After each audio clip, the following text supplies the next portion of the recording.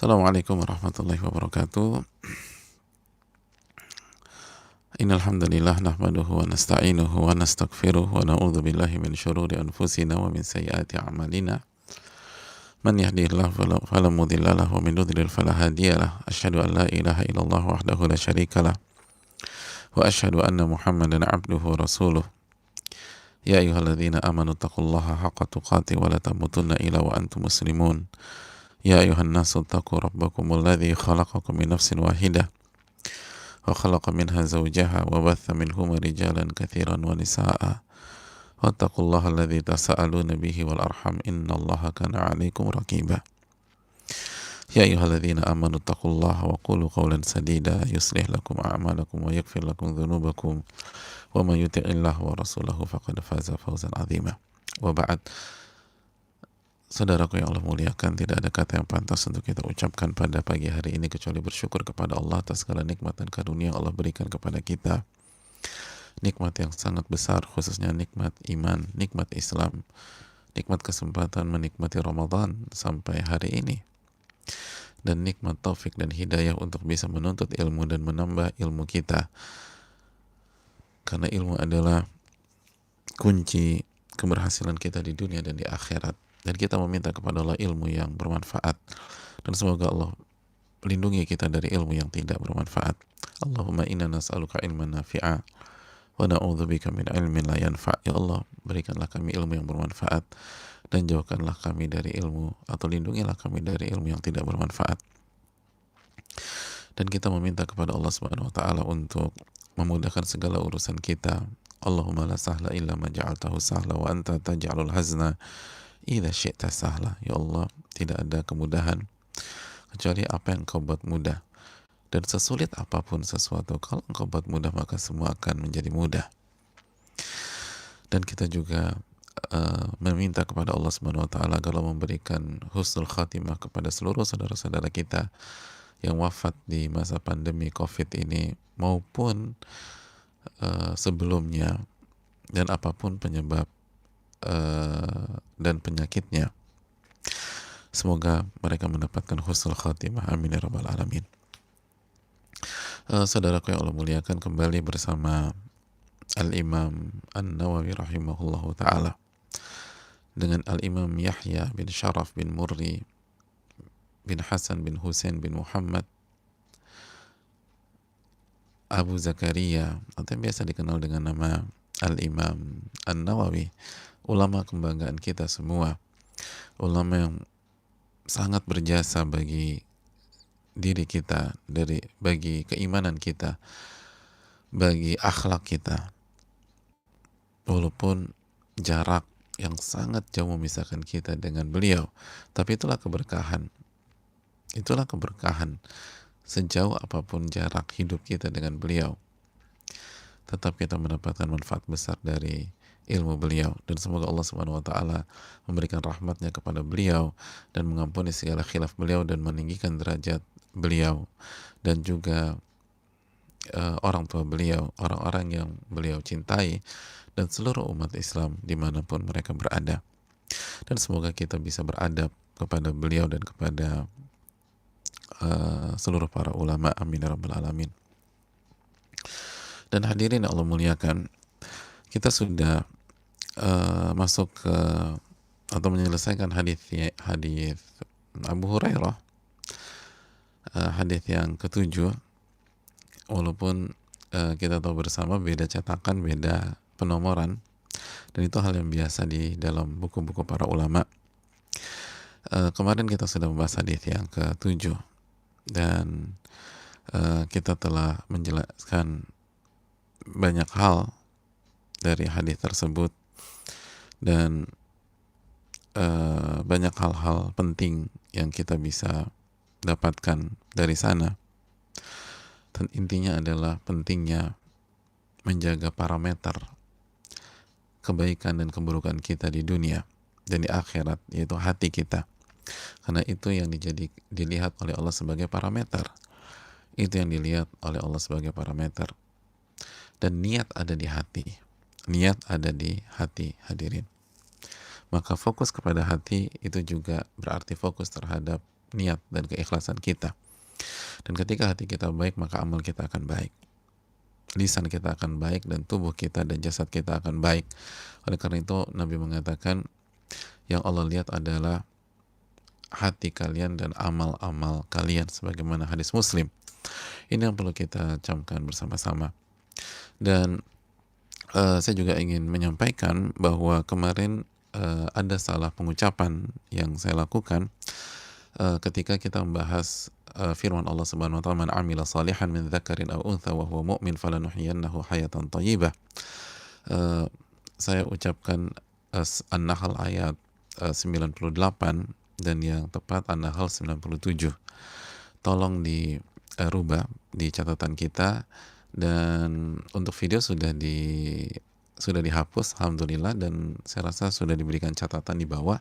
Tapi tentu saja banyak di antara kita tidak membaca catatan tersebut di channel, dan itu sah-sah saja. Maka sebagai amanat ilmiah kita harus sampaikan ada kesalahan pengucapan yang seharusnya 97 saya ucapkan 98. Dan yang berikutnya, saya juga berterima kasih dan bersyukur kepada jamaah yang memberikan masukan tentang masalah hal ini, dan ada di antara langsung menyampaikan begitu kajian berakhir. Dan yang saya syukur yang pertama, ada dua hal. Yang pertama, spirit untuk mengingatkan di antara kita itu bagus banget, dan yang kedua adabnya Masya Allah, dan itu yang penting. Jadi salah ya salah gitu loh, salahkan yang salah, salahkan aja, namanya juga salah kan, itu syiar kita, amar ma'ruf nahi mungkar. Tinggal bagaimana kita menyampaikan, tinggal bagaimana adab yang kita gunakan.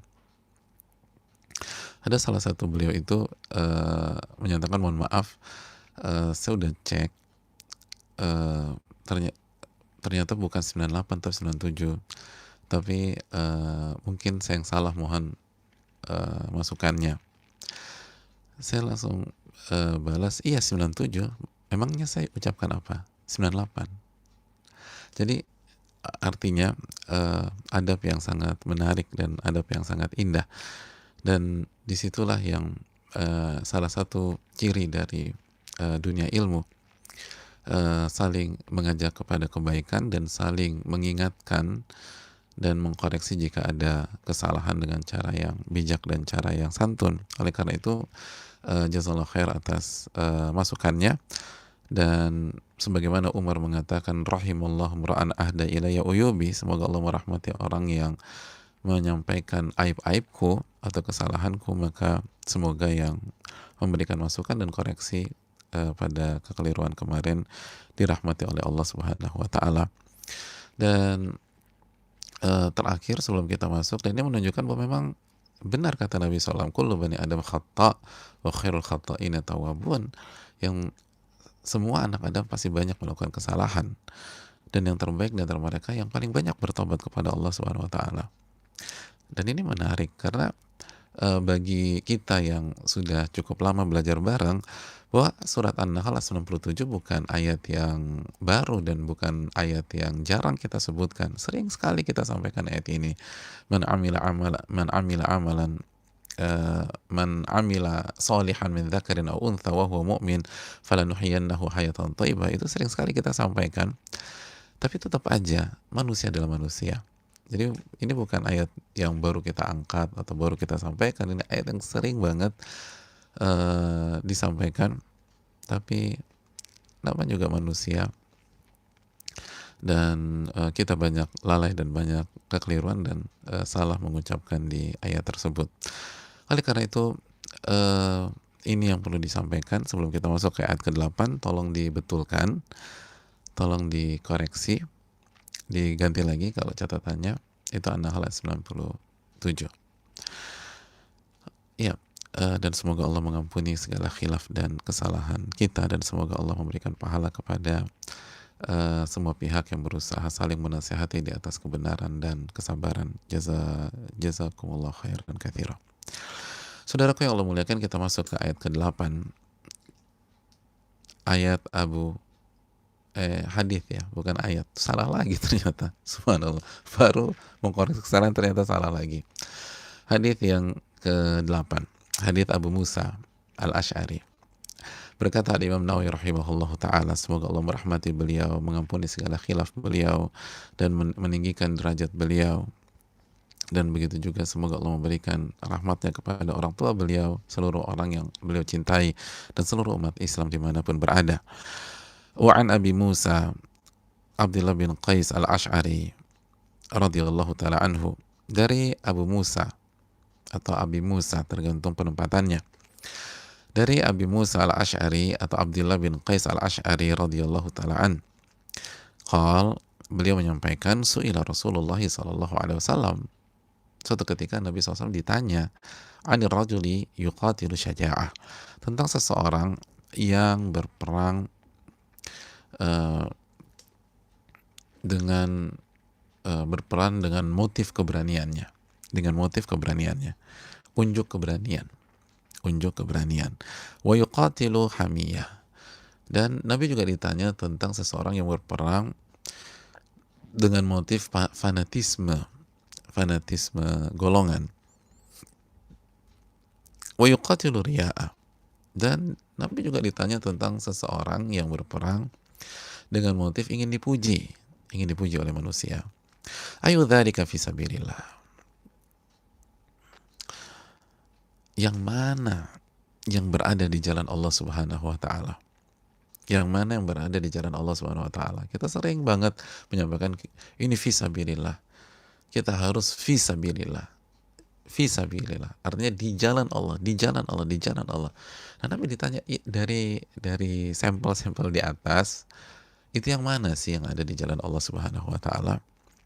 Faqala Rasulullah sallallahu alaihi wasallam, maka Rasulullah sallallahu alaihi wasallam bersabda, man qatala litakuna kalimatullahi al-ulya fahuwa fi sabilillah, muttafaqun alaih. Barang siapa yang berperang agar kalimat Allah berada di atas dan tinggi di atas, fahuwa fi sabilillah, itulah orang yang berada di jalan Allah Subhanahu wa ta'ala. Orang yang berada di jalan Allah Subhanahu wa ta'ala. Hadis yang dikeluarkan oleh Bukhari dan Muslim dan dibawakan oleh Imam An-Nawawi dalam bab Al-Ikhlas di hadis yang ke-8. Mungkin ada perbedaan sedikit dalam penomoran ketika berbeda cetakan.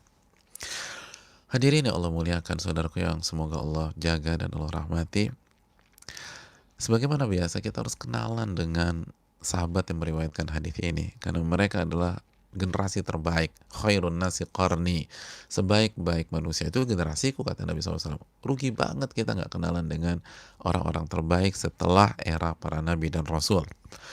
Dan sahabat Nabi radhiyallahu ta'ala anhu yang berada bersama kita pada kesempatan kali ini adalah Abu Musa Al-Asy'ari atau Abi Musa Al-Asy'ari. Abu atau Abi tergantung penempatan di sebuah kalimat. Itu teorinya dalam ilmu nahwu. Jadi Abu Musa Al-Asy'ari itu, saudaraku yang Allah muliakan, itu lagi-lagi kunyah ya. Kita udah sering banget dengar kunyah.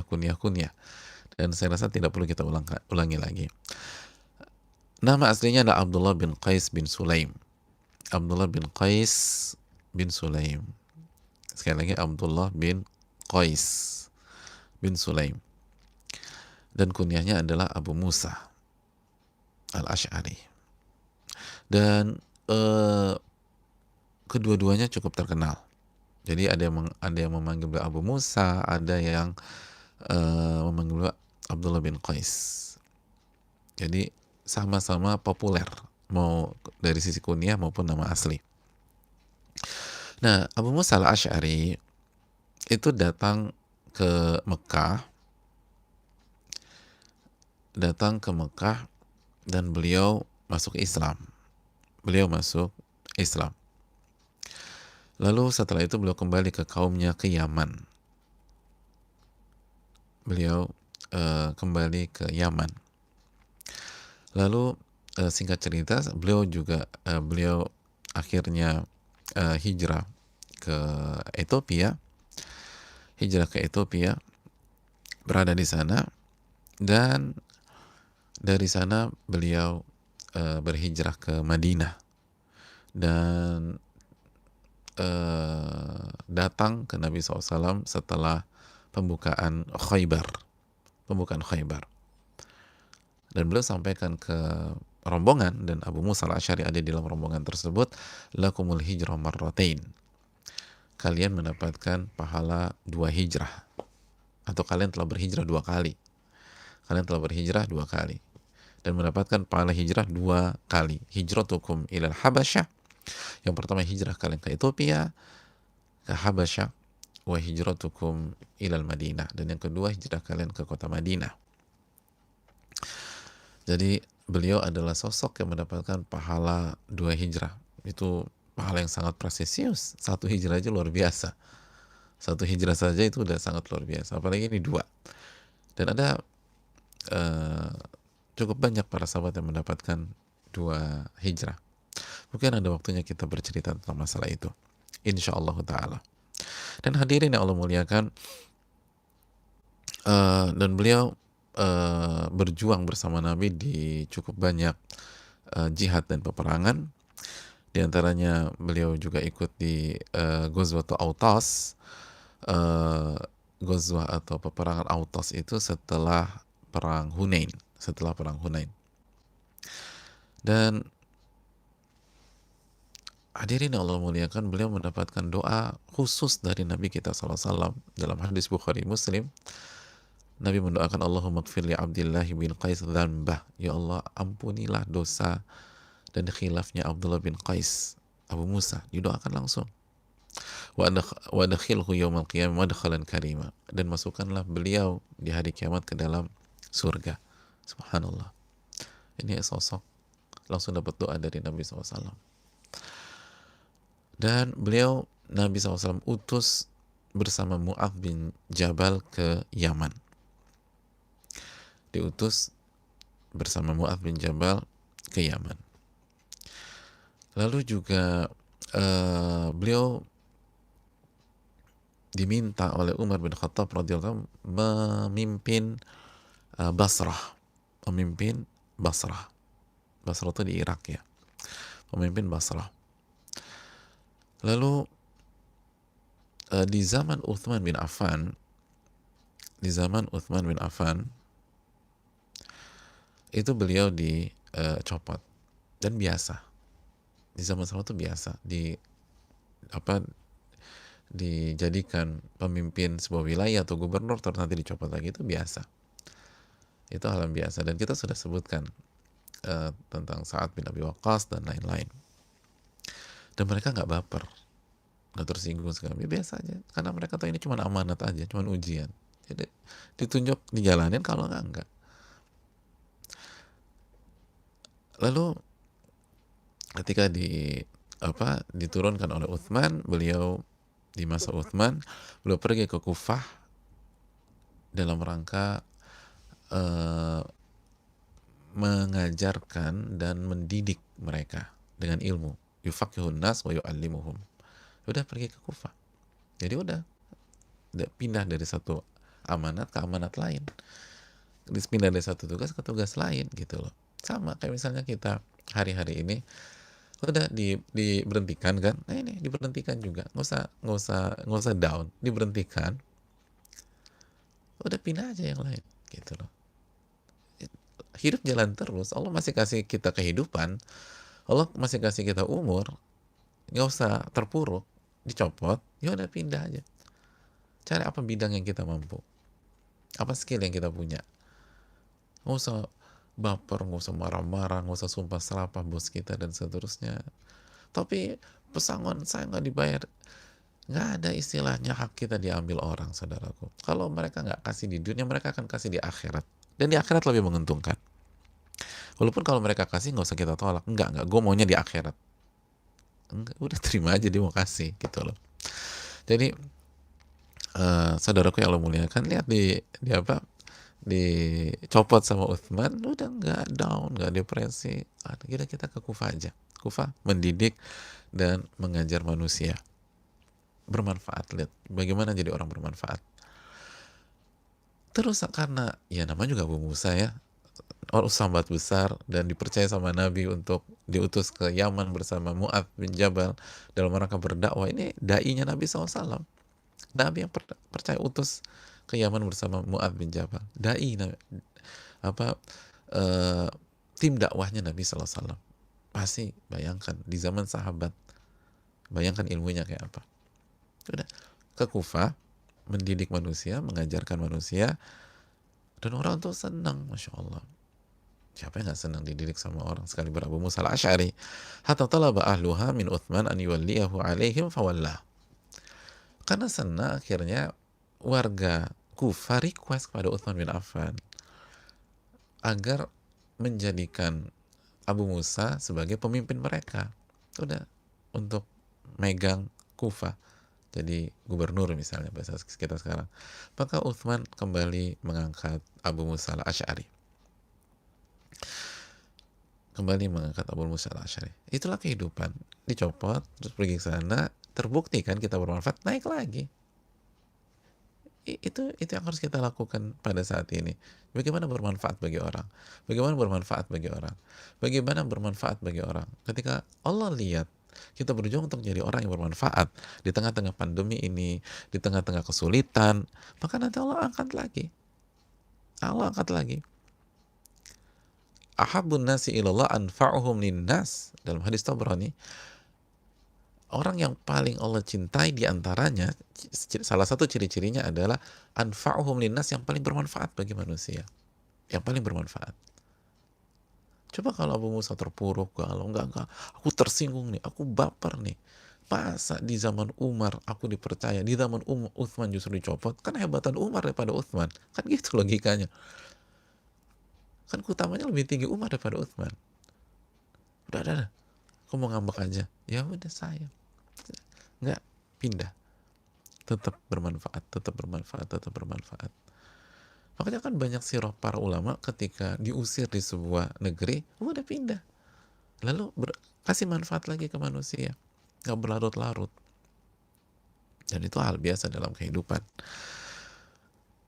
Jadi di request, dinaikkan. Ini menunjukkan nggak ada masalah para pemimpin kita menetapkan seseorang itu karena maslahat dan pertimbangan objektif, insyaallah ta'ala. Ya hadirin Allah muliakan, dan beliau secara postur itu cukup pendek ya, Abu Musa al-Asy'ari, dan kurus gitu loh. Tapi itu tadi, orang tuh bukan pada posturnya, orang tuh pada imannya, mentalnya, dan manfaatnya. Jadi nggak usah berkecil hati kita yang punya tubuh nggak proporsional, nggak proper gitu. Udah, yang penting nih iman kita, ketakwaan kita. Inna akramakum indallahi atqakum. Tadi kan kita udah bahas hadis sebelumnya. Nah, ini contohnya lagi. Innallaha la yanzuru ila ajsamikum. Allah nggak ngelihat jasmani kalian, fisik kalian. Allah nggak lihat bentuk kalian. Ini Abu Musa al-Asy'ari kurus, qasir, wa khafiful jism, kurus. Jadi saudaraku yang Allah muliakan, Allah nggak lihat itu. Yang Allah lihat adalah hati kalian dan amal-amal kalian. Itu hal yang perlu kita camkan bersama-sama. Dan beliau adalah orang yang sangat luar biasa dalam membaca Al-Quranul Karim. Sampai-sampai Umar itu merequest untuk Umar tuh suka kalau Abu Musa al-Asy'ari itu baca Quran. Makanya, dan bahasanya Umar menarik nih, kata Umar, dzakirna Rabbana ya Abu Musa, tolong ingatkan kita kepada Rabb kita ya Abu Musa, tolong baca Al-Quran biar kita semakin ingat sama Allah. Dalam riwayat, syawwiqna ila Rabbina, buat kami kangen sama Allah wahai Abu Musa. Subhanallah, buat kami kangen sama Allah Subhanahu wa ta'ala. Umar yang udah imannya kayak begitu, itu masih minta Abu Musa, tolong buat kami kangen kepada Rabb kita, buat kita kangen kepada Rabb kita. Bagus ya bahasanya, syawwiqna ila Rabbina, buat kami kangen kepada Rabb kita, atau buat kepada Rabb kami, radhiyallahu ta'ala anhu. Dan beliau sangat sangat luar biasa dalam beribadah. Sangat luar biasa dalam beribadah. Kata Imam Zahabi, kana sawaman qawaman rabbaniyan abidan mimman jama'al ilma wal amal. Beliau adalah orang yang sangat luar biasa dalam puasa. Bukan hanya puasa Ramadan, puasa-puasa sunnah juga. Qawaman, qiyamul lailnya tuh kuat. Rabbaniyan, Rabbani, imannya kuat dan mendidik orang tuh step by step. Rabbani, menekankan iman dulu, ketakwaan dulu kepada Allah. Dan beliau adalah orang yang menggabungkan antara ilmu dan amal, menggabungkan ilmu dan amal, dan hatinya bersih. Hatinya bersih.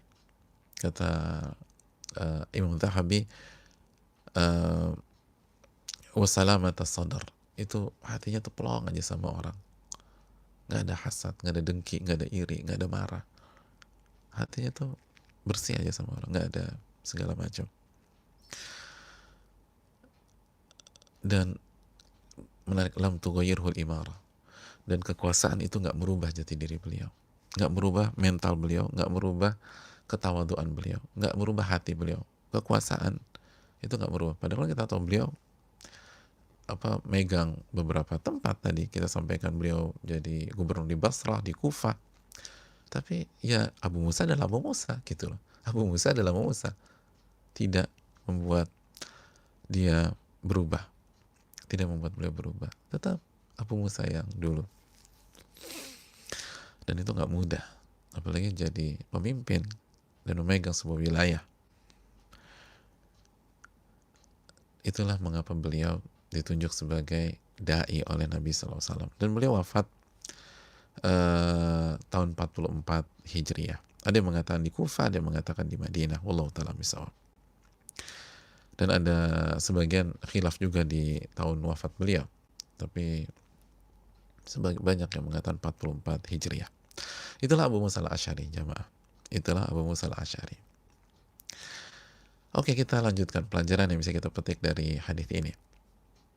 Yang pertama, hadis ini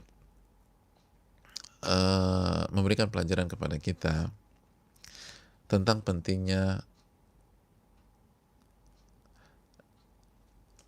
Q&A kalau bahasa sekarang ya, bertanya dan menjawab, komunikasi langsung antara Nabi SAW dan para sahabat, Lihat kan, Nabi ditanya gimana dengan orang yang berperang dengan motif unjuk keberanian. Ada yang berperang untuk fanatisme golongan, ada yang riya, ada yang berjihad untuk itu, berjihad untuk itu. Mana yang di jalan Allah? Apakah semua yang berjihad di jalan Allah? Enggak, kata Nabi. Orang yang berjihad agar kalimat Allah itu tinggi di atas, yal ulia, maka dia yang berjihad di jalan Allah Subhanahu wa ta'ala. Jadi hadirin yang Allah muliakan,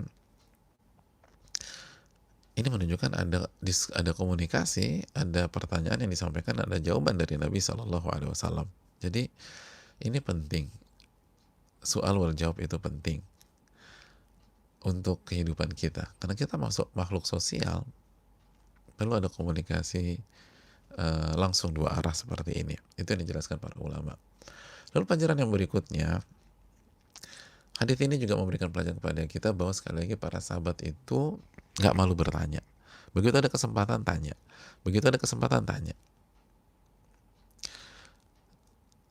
Kenapa demikian? Karena mereka mengerti sekali konsep fas'alu ahla dzikri in kuntum la ta'lamun. Bertanyalah kepada ahli ilmu jika kalian tidak mengetahui. Surat An-Nahl ayat 43 dan surat Al-Anbiya ayat 7 ya, surat Al-Anbiya ayat 7. Jadi hadirin yang Allah muliakan, kata Allah, bertanyalah kepada ahli ilmu jika kalian tidak mengetahui. Orang ini nggak tahu yang mana sih profil orang yang berjihad di jalan Allah Subhanahu wa ta'ala. Orang yang berjihad di jalan Allah Subhanahu wa ta'ala, dia nggak tahu, dia nggak ngerti. Nah, karena dia nggak ngerti, dia amalin tuh surat An-Nahl ayat 43, lalu surat Al-Anbiya ayat 7, fas'alu ahla dzikri in kuntum la ta'lamun. Bertanyalah kepada ahli ilmu kalau kalian nggak tahu. Nah, ketika Nabi SAW masih hidup dalam kehidupan beliau, ya berarti mereka tanya kepada Nabi SAW. Mereka bertanya kepada Nabi SAW. Nah, dan pada saat ini Nabi SAW sudah tidak ada. Beliau telah wafat. Tidak ada di tengah-tengah kita secara fisik. Oleh karena itu, tapi sunnah beliau tuh ada. Sunnah beliau ada. Ilmu yang beliau wariskan itu masih ada. Dan letak ilmu tersebut di mana? Allah berfirman, bal huwa ayatun bayyinatun fi suduril ladzina utul ilma. Dan Al-Qur'an itu ada, dan Al-Qur'an itu adalah ayat-ayat yang jelas yang berada di dada-dada orang-orang yang berilmu. Dalam surat Al-Ankabut ayat 49. Jadi jamaah yang Allah muliakan, adanya di dada orang-orang yang berilmu. Jadi kalau ada apa-apa, tanya sama ahli ilmu. Jangan gerak sendiri. Jangan manuver sendiri. Jangan berpikir sendiri. Apalagi berapa surat dalam Al-Quran yang kita sudah khatamkan tafsirnya. Berapa hadis yang sudah kita pelajari kandungan dan maknanya. Ada banyak dari kita sama sekali belum pernah. Lalu tiba-tiba nggak, kayaknya begini. Kenapa? Ya menurut aku bagus ini. Lah, cek dulu, siapa tahu bertentangan dengan ayat, siapa tahu bertentangan dengan hadis Nabi Shallallahu Alaihi Wasallam. Kita masih banyak yang nggak tahu kok. Kalau para ulama kita bisa keliru, dan itu wajar, bisa khilaf, dan itu sangat wajar, apalagi kita. Coba tanya. Kalau Sa'ad bin Abi Waqqas aja tidak tahu, tidak boleh berinfak atau berwasiat lebih dari sepertiga, padahal beliau Sa'ad bin Abi Waqqas, dan kita sudah bahas hadisnya. Lalu bagaimana dengan kita? Maka tanya. Ini pertanyaan penting. Pertanyaan ini sangat penting buat kita, dan niatkan bahwa sebatas bertanya dengan niat yang ikhlas itu sudah ibadah, karena sudah mengamalkan surat tadi Al-Anbiya 7, sudah mengamalkan 2 ayat di atas, An-Nahl ayat 43 dan Al-Anbiya ayat ke-7. Mengamalkan ayat itu ibadah, walaupun tidak terbaca oleh ustadznya, walaupun tidak terbaca oleh guru kita udah dapat pahala. Jadi apalagi gratis kan, udah kirim aja pertanyaan, dibaca, alhamdulillah. Nggak dibaca ya udah, yang penting saya udah menjalankan perintah Allah Subhanahu Wa Taala.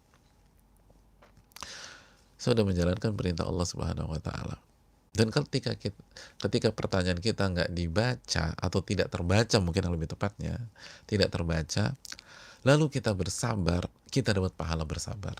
Jadi banyak nih pahalanya. Sabar, pertanyaanku belum dijawab juga. Dari kapan sih nanya? Dari tahun 2018. Udah 2 tahun belum dijawab. Iya, belum dijawab. Ya udah, sabar nih. Sabar. Allah Maha tahu kita udah berusaha. Ketika kita udah berusaha tanya kepada berusaha nanya kepada guru kita atau ustadz kita atau ahli ilmu dan seterusnya, tapi nggak pernah ada yang jawab. Karena mungkin mereka juga sibuk gitu, dan nggak ada maksud, nggak ngejawab. Atau mungkin sebagian udah dapat tapi nggak tahu jawabannya, ya udah akhirnya nggak dijawab, kan wajar, orang nggak tahu. Lalu akhirnya kita melakukan kesalahan, padahal kita udah berusaha sungguh-sungguh untuk mencari tahu, karena nggak dapat, ya udah, qadarullah salah. Maka insya Allah di akhirat kala kita masuk ke dalam ayat Rabbana la tu'akhidna in nasina aw akhtana. Wahai Rabb kami, janganlah engkau hukum kami disebabkan kesalahan yang kami perbuat, karena kami nggak tahu atau kami lupa. Jadi kami nggak tahu atau kami lupa. Jadi insya Allah kita masuk ke dalam ayat ke-286 dalam surat Al-Baqarah. Itu poin yang perlu kita camkan, jamaah sekalian yang Allah muliakan. Itu poin yang perlu kita camkan. Ya. Dan Kita lanjutkan pelajaran yang berikutnya. Hadirin yang Allah muliakan, hadis ini menunjukkan bahwa pentingnya niat yang ikhlas. Dan ini poinnya, pentingnya niat yang ikhlas. Pentingnya niat yang ikhlas.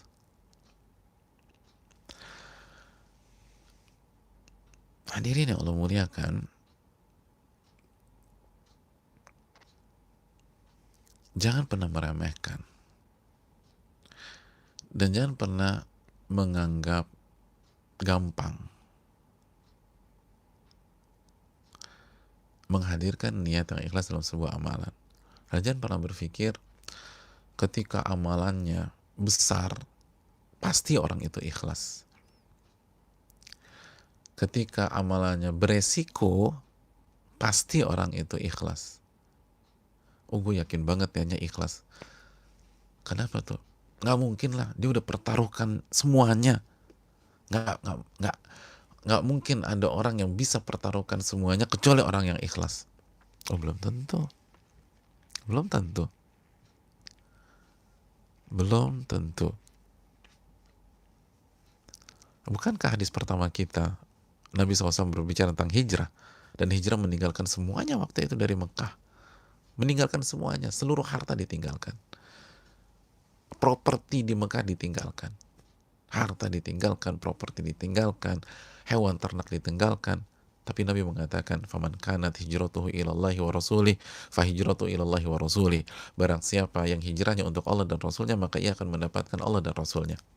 Dan barang siapa yang hijrahnya untuk dunia yang ingin ia capai, atau wanita yang ingin ia nikahi, maka dia hanya mendapatkan hal itu saja sesuai dengan niatnya. Itu hijrah. Itu mempertaruhkan harta semuanya. Apalagi kita yang belum sampai pada titik itu. Sebagian tentu saja. Mungkin sebagian sudah. Lalu di hadis ini berbicara tentang jihad. Dan jihad lebih tinggi lagi. Dalam segi resiko, bukan hanya harta yang dipertaruhkan, nyawa dipertaruhkan. Nyawa yang dipertaruhkan. Maksudnya lebih tinggi daripada orang hanya berinfak dan bersedekah. Maksud saya demikian. Hijrah di zaman dulu juga mempertaruhkan nyawa di tengah jalan. Jihad mempertaruhkan nyawa, saudaraku. Dan kita sudah bahas tentang hadis perang Tabuk, bahwa pada saat perang Tabuk para sahabat pun pakai modal mereka sendiri. Jadi udah harta, nyawa pula. Tapi belum jaminan. Makanya ada pertanyaan, bagaimana dengan orang yang berjihad dengan motif unjuk keberanian? Ada orang seperti itu. Atau fanatisme. Atau riya, pengen dipuji. Itu manusia, bayangkan. Untuk dipuji, dia rela mempertaruhkan nyawanya.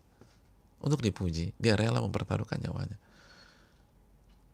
Dan bagi kita, atau bagi orang yang mengikuti dunia, tahulah ada banyak hal-hal aneh yang terjadi, misalnya dilakukan orang di sosial media atau di sebuah channel hanya untuk menarik perhatian manusia.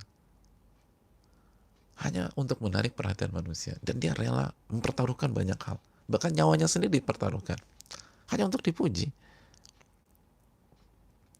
Hanya untuk dipuji. Jadi hadirin yang Allah muliakan, ini nggak mudah. Makanya kata Al-Imam Al-Qurtubi rahimahullahu ta'ala, bahwa kita bisa pahami dari hadis ini, kita bisa pahami dalam hadis ini, isyratul ikhlas fil jihad wa kadzalika huwa syartun fi jamil ibadat, bahwa disyaratkan ikhlas dalam berjihad dan berjuang.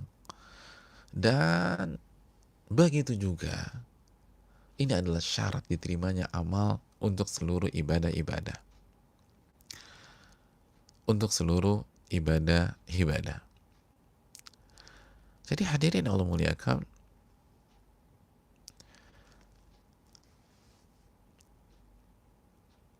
Ini tidak mudah. Ini tidak mudah.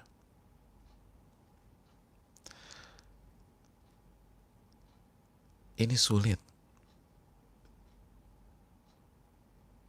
Ini butuh perjuangan. Ini butuh pengorbanan.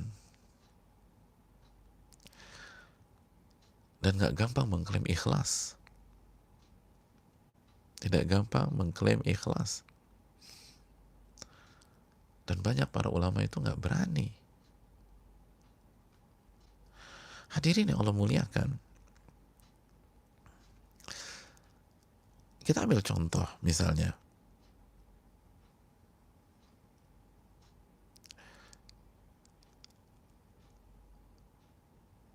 Al-Imam Ahmad.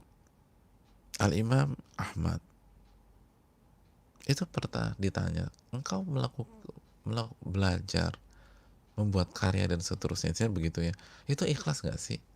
Beliau mengatakan amal ikhlas fahuwa aziz. Oh kama qal. Adapun keikhlasan itu hal yang luar biasa mulia. Itu mewah banget. Itu gak mudah. Itu sulit. Itu butuh pengorbanan. Itu butuh pengorbanan. Al-Imam Hisham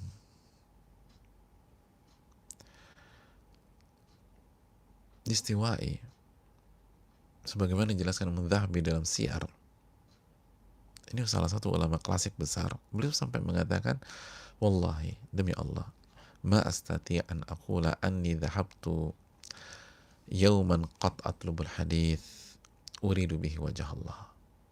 Demi Allah, aku gak berani, aku gak sanggup mengatakan bahwa aku pernah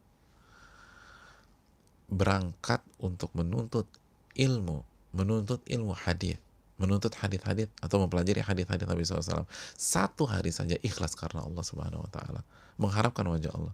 Saya nggak berani ngomong demikian. Saya nggak berani bicara demikian. Jadi saya nggak berani mengklaim bahwa saya berhasil ikhlas sekali aja pada saat saya menuntut ilmu. Sekali aja. Sehari aja. Sehari aja. Gak berani saya klaim itu. Itu imam besar. Lalu ucapan beliau dikomentari oleh Imam Al-Zahabi rahimahullah, salah satu ulama mazhab Syafi'i. Kata Imam Zahabi, wallahi wala ana. Demi Allah, saya juga gak berani. Saya juga gak berani mengklaim bahwa saya berhasil ikhlas satu hari aja. Subhanallah, itu nama-nama besar. Lalu sekarang kita yang baru hijrah 1-2 tahun, 3-4-5 tahun, yang ilmunya jauh di bawah mereka, hatinya masih banyak yang harus dibenahi, tiba-tiba ngomong, yang penting kita ikhlas kan? Iya, kita ikhlas. Subhanallah. Kita pun gak boleh menuduh orang tidak ikhlas. Tidak, bukan ke arah sana. Tapi mungkinkah itu semudah itu? Sedangkan para pakar aja setengah mati. Sebagaimana yang sempat kita sampaikan, kalau misalnya profesor fisika mengatakan bahwa kasus ini sulitnya minta ampun, lalu mungkinkah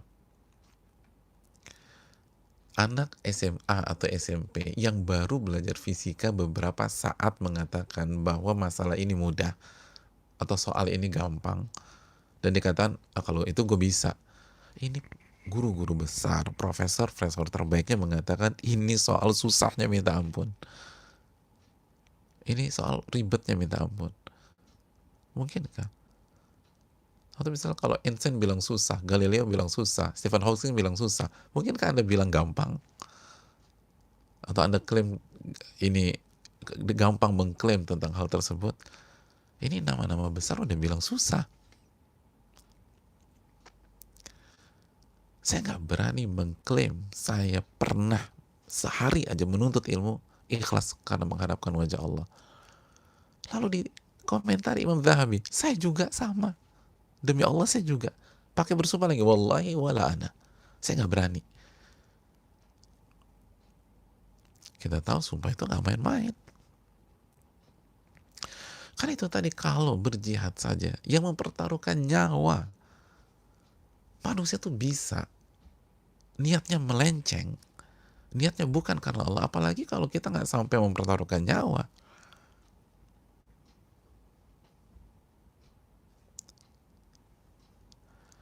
Ini nyawa, apalagi ada yang dipertaruhkan. Ini berhadapan musuh langsung. Ada. Manusia tuh punya kecenderungan itu, ingin memperlihatkan keberaniannya, ingin dipuji, ingin. Dan kata Imam Muhammad bin Shalih Al-Utsaimin, ini belum sampel-sampel di hadis ini belum semua niat yang ada ketika orang berjihad. Ada orang berjihad ingin menaklukkan sebuah wilayah, dia naksir sama wilayah tersebut, saya mau taklukkan itu, atau kaya akan sumber daya alam di wilayah tersebut, dia pengen itu. Atau karena wanita, ingin mendapatkan wanita di wilayah tersebut, wanita cantik-cantik, saya mau tuh, udah kita serang aja tuh wilayah. Itu dijelaskan oleh Imam Muhammad bin Shalih Al-Utsaimin. Jadi ada banyak motif.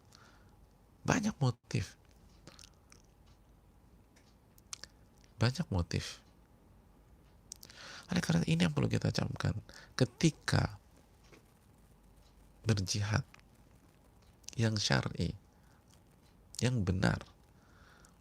Dan kita sudah jelaskan, bukan jihad yang asal-asalan, bukan yang hanya sekedar semangat aja, tapi harus dengan kaidah yang benar. Di antaranya kembalikan kepada pemerintah kaum muslimin. Al-imamu junna yuqatal min wara'i, kata Nabi SAW.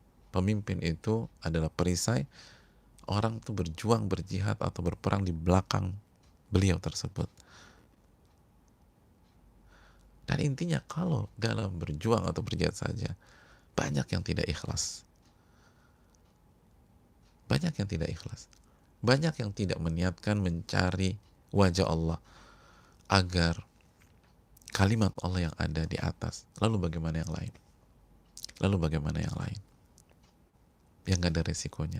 Ini pelajaran berharga, saudaraku yang Allah muliakan. Yang terakhir dari hadis ini memberikan pelajaran kepada kita bahwa dalam kita berkarya, dalam kita berjuang, dalam kita berdakwah, dalam kita menyebarkan kebaikan, yang harus kita niatkan adalah agar kalimat Allah yang tinggi berada di atas. Bukan kita yang jadi pahlawannya. Jangan ada motif jadi pahlawan. Jangan punya motif biar kita yang dipuji, biar kita yang terlihat di permukaan, biar kita dapat panggung. Jangan. Adapun kita dipuji setelah itu tanpa ada niat demikian, kita sudah bahas hadisnya, tilka ajru busyrul mu'min. Itu kabar gembira bagi seorang mukmin sebelum Allah masukkan ke surga.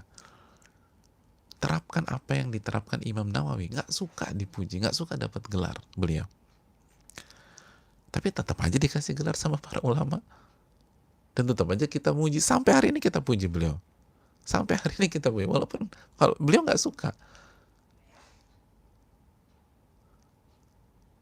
Karena itu tadi, intinya litakuna kalimatullahil ulia, agar kalimat Allah yang tinggi menjulang, bukan kita. Nah, ini pelajaran. Kita yang berbuat di pandemi ini, Masya Allah, jazakumullah khairan. Kita senang banget, dan kita doakan semoga seluruh kerja keras semua pihak yang berjuang di hari-hari ini mendapatkan pahala di sisi Allah Subhanahu wa Ta'ala. Semuanya, relawan, volunteer, pejuang medis, dan masyarakat, semua berjuang. Bahkan yang berada di rumah aja, itu kan perjuangannya luar biasa untuk nggak keluar. Semuanya kan, menariknya COVID-19, semuanya garda depan. Tinggal dilihat dari angle mana aja. Dalam pengobatan, dokter garda depan. Dalam memutus mata rantai, seluruh masyarakat, bahkan yang ada di rumah garda depan.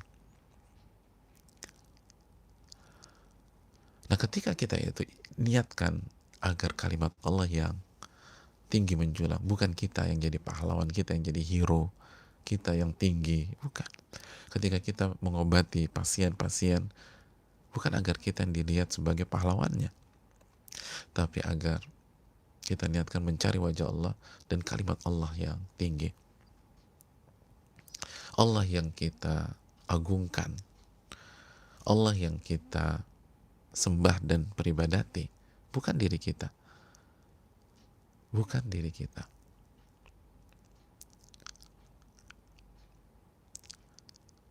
Jangan cari itu. Jangan cari hal tersebut. Dan kalau Allah kasih itu, maka itu kabar gembira yang Allah segerakan. Jadi kalau Allah kasih tanpa kita harapkan, tanpa kita minta, tanpa ada motif ke sana, itu pola para ulama kita. Imam Syafi'i gak suka cari panggung, gak pengen disebut-sebut. Anda aja yang klaim ini ilmu Anda, walaupun Anda belajar dari saya, kan itu kan yang kita tahu semua. Udah, klaim aja punya Anda, walaupun Anda belajar dari saya, tapi tetap aja Allah menggerakkan hati manusia dan lisan manusia. Ini pandangan Imam Syafi'i rahimahullah, ini madhab Syafi'i rahimahullah, ini nasihat Imam Syafi'i rahimahullah. Kita bawakan sebuah kalimat quote, ridho nas goyatun la tudrak, ridho manusia adalah cita-cita yang gak mungkin tercapai. Allah gerakan hati kita, kita ucapkan ini nasihat Imam Syafi'i. Kita gak mengklaim ini hasil pemikiran kita, kita katakan ini Imam Syafi'i rahimahullah, beliau mengatakan itu. Itu pola para ulama demikian. Makanya sampai-sampai Al-Imam Abu Nuaim dalam Hilyah itu menukilkan keterangan sebagian para ulama, man kariha syuhrah ishtahar, barang siapa yang tidak suka popularitas, nanti beliau akan populer sendiri. Benar ya? Barang siapa yang nggak suka popularitas, nanti dia akan populer sendiri. Nanti beliau akan populer sendiri. Jadi nggak perlu dicari. Dan kalaupun nggak populer, nggak ada masalah. Memang jadi jangan buat niat terselubung. Jangan kasih lihat, nanti juga populer sendiri. Lo enggak. Emang bener-bener jujur nggak mau, nggak suka. Itu yang perlu kita camkan bersama-sama jemaah yang Allah muliakan. Wallahu ta'ala a'lam bishawab. Dan Allah berfirman terakhir dalam surat Maryam ayat 96, innalladzina amanu wa amilus salihat sayaj'alu lahumur rahman wudda. Sesungguhnya orang-orang yang beriman dan beramal soleh, ikhlas beriman dan beramal soleh, sayaj'alu lahumur rahmanu wudda. Allah akan jadikan atau Allah akan berikan rasa cinta ke dalam hati-hati manusia kepada dirinya. Jadi hadirin yang Allah muliakan, barang siapa yang jujur beriman, Allah akan masukkan rasa cinta ke dalam hati hamba-hamba yang lain agar hamba-hambanya itu sayang sama dia, respect sama dia. Dan seringkali kita merasakan itu. Kalau ke dia banget sih, emangnya dia kasih apa sama lo? Gak ada sih. Kenapa lo simpati banget sama dia? Gak tahu. Pokoknya seneng aja gitu loh. Saya kagum aja sama dia. Emang kenal baik ya? Enggak. Coba ya tanya. Beliau juga gak kenal saya. Tapi saya ini banget. Itu. Ini firman Allahnya. Ini bukan ngawur. Ini bukan asumsi, bukan sugesti. Innalladzina amanu, sesungguhnya orang-orang yang beriman, wa amilu salihat, dan beramal soleh, sayaj'alu lahumur rahmanu wudda. Allah akan masukkan rasa cinta ke dalam hati orang-orang yang beriman. Nggak semuanya. Nabi juga dibenci sebagian orang, tapi orang yang benar-benar beriman agar sayang sama orang yang beriman dan beramal soleh itu. Ini yang bisa disampaikan. Semoga bermanfaat. Wassalamualaikum ala nabiyina Muhammad wa ala alihi washabihi ajmain. Kita buka sesi tanya jawab. Dan eh,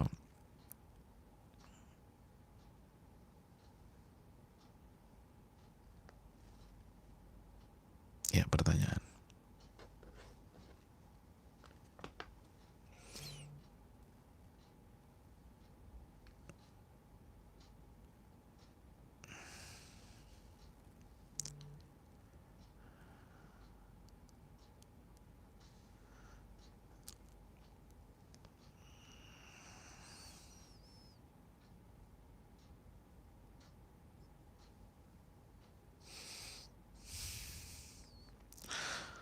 Assalamualaikum Ustaz. Waalaikumsalam warahmatullahi wabarakatuh. Semoga Ustaz, keluarga, dan semua kaum muslimin selalu dalam lindungan Allah Subhanahu wa taala. Amin ya rabbal alamin. Ustaz, mohon nasihatnya. Alhamdulillah saat ini status pekerjaan saya masih aman. Namun saya baru diberi tambahan tugas dari perusahaan karena efisiensi perusahaan tidak jadi menambah pegawai. Padahal tugas saya sebelumnya sudah banyak. Saya merasa waktu dan pikiran saya sangat tersita untuk menyelesaikan semua tugas dari perusahaan. Walaupun saat ini saya work from home, namun jarang sekali ada waktu untuk keluarga dan ibadah saya terbatas. Jika jam normal kerja jam 8 sampai jam 5 sore, namun karena di rumah saya bekerja lebih awal dan baru bisa selesai malam hari. Bagaimana saya harus menata hati saya, ya Ustadz? Di satu sisi saya harus bersyukur karena masih memiliki pekerjaan, namun di sisi lain saya takut ini istidraj dan bisa membuat saya kufur dalam beribadah kepada Allah. Jazakallahu khair atas nasihatnya Ustaz. Jazakallahu khair. Barakallahu fikum. Ya, makasih banyak atas pertanyaannya. Dan ini kejadian di banyak pihak ya. Justru dengan work from home nggak ada waktu sama sekali. Nggak ada waktu untuk ibadah, nggak ada waktu untuk berzikir dan lain sebagainya. Karena akhirnya pekerjaan numpuk dan banyak. Nah, yang harus kita lakukan bukan hanya menata hati, menata waktu juga. Konsepnya kan sa'atan sa'ah, ada waktunya. Ada waktunya. Itu kan sabda Nabi SAW, sa'atan sa'ah. Ada waktunya kita bekerja, ada waktunya kita belajar, ada waktunya kita ibadah dan lain sebagainya. Terus itu yang pertama. Yang kedua, kalau ini nggak bisa dihindari, maka antum harus bermain dengan pintu keberkahan. Nggak ada yang bisa ngatasin ini kecuali Allah Subhanahu wa taala yang memberikan keberkahan waktu buat kita. Coba pelajari pintu-pintu keberkahan. Pintu-pintu keberkahan. Ini hal yang penting dan harus bisa. Dan salah satunya adalah kita harus dekat dengan Al-Quran. Karena Al-Quran itu kitabun anzalnahu mubarak. Ini kitab kami turunkan sebagai keberkahan. Keberkahan. Jadi harus ada waktu berinteraksi dengan Al-Quran. Harus ada waktu untuk membaca Al-Quran, mengkaji tafsir Al-Quran. Biar berkah hidup kita. Biar berkah. Bisa insya Allah. Coba lagi. Minta doanya yang kencang. Ngemis sama Allah biar dikasih keberkahan. Keberkahan waktu. Itu hal yang penting untuk kita lakukan. Dan ada beberapa hal yang keberkahan. Mungkin bisa didengar di audio poster pendek yang pernah kita buat di awal-awal pandemi ini. Kenapa Nabi Isa kok berkahnya luar biasa, dimanapun beliau berada beliau berkah. Mungkin bisa dibantu karena agak memakan waktu kalau kita bahas di sini. Bisa dicek di audio pendek kok nggak lama. Wallahu ta'ala bishawab.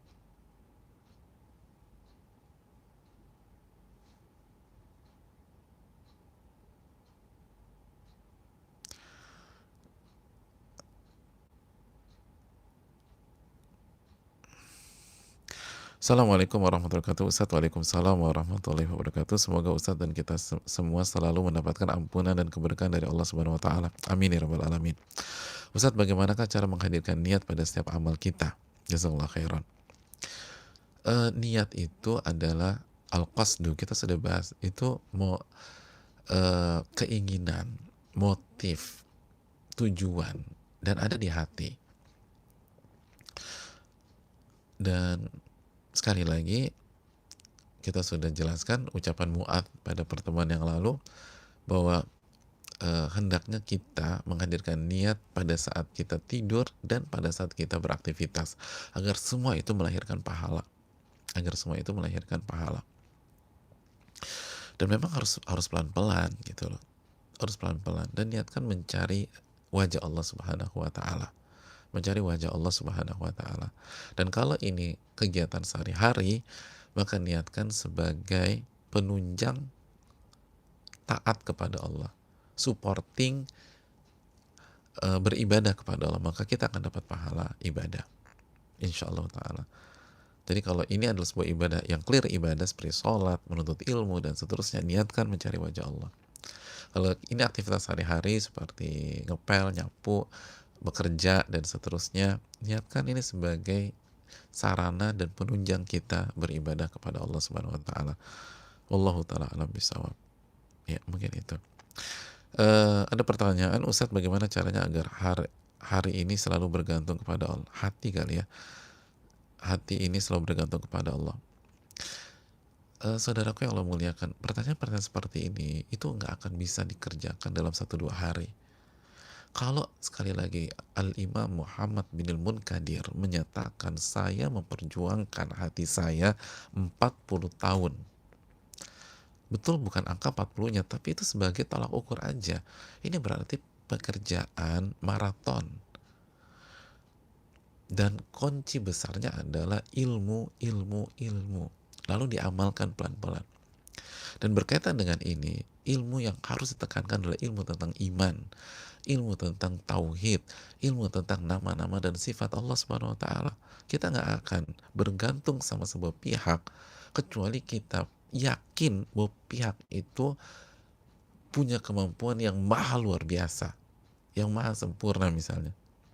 Dan kita nggak akan punya keyakinan kalau kita nggak tahu data tentang pihak tersebut.